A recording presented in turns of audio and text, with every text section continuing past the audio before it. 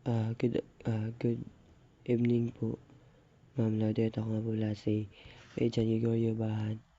At ngayon po ay tatalakayin natin ang sosyological at sosyokultural.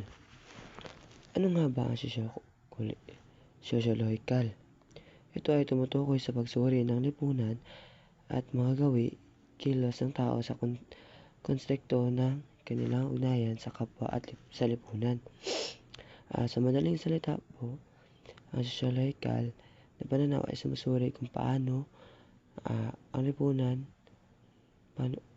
paano sumusuri ang lipunan.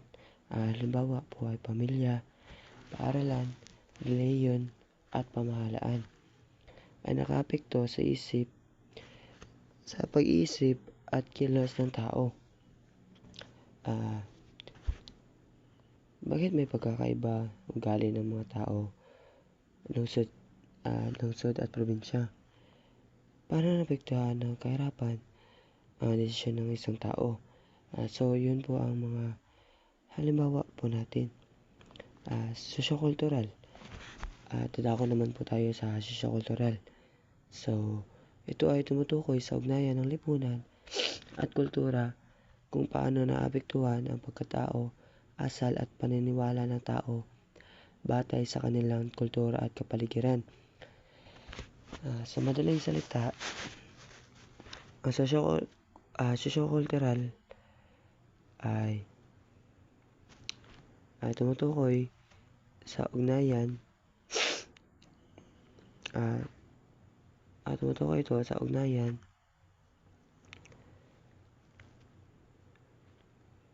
ng lipunan at kultura, kung paano maapektuhan ang pagkatao, asal at paniniwala. Sa madaling salita, ang sosyokultural na pananaw ay sumusuri ng wika, tradisya, paniniwala at gawi ng isang grupo sa paghubog ng tao. Halimbawa, bakit may iba't ibang pagtingin sa kasal ang mga Pilipino at ibang lahi?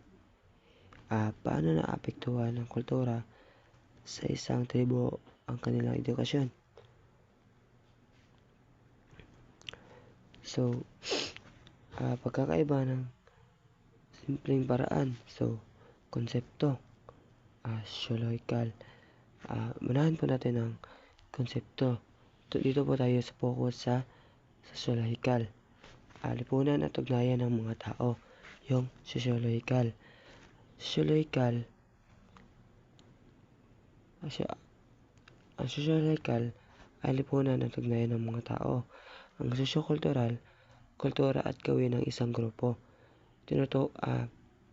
Yung mga tinutukan po ng ating topic ngayon ay yung sosyological at sosyokultural. Magbigay pa po ako ng halimbawa ng sosyological. So, struktura ng lipunan o institusyon. Sa sosyokultural naman ay paniniwala, tradisyon at kultura. So, ano ba ang mga layunin ng sosyological at sosyokultural?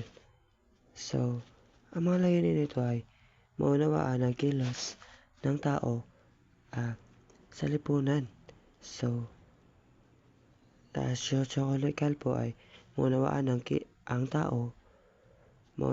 kilos ng tao sa lipunan. So, sa sosyokultural ay maunawaan ang epekto ng kultura sa pagkatao. Tapos na po natin natatalakay ang ating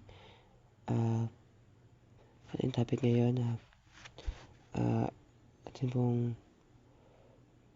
Aking pong pasalamat sa inyong pagkikinig at sa pag-unawa po ng ating layunin ngayon.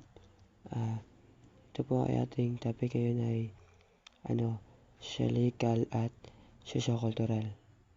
Maraming salamat sa panonood. Ngayon, magandang gabi.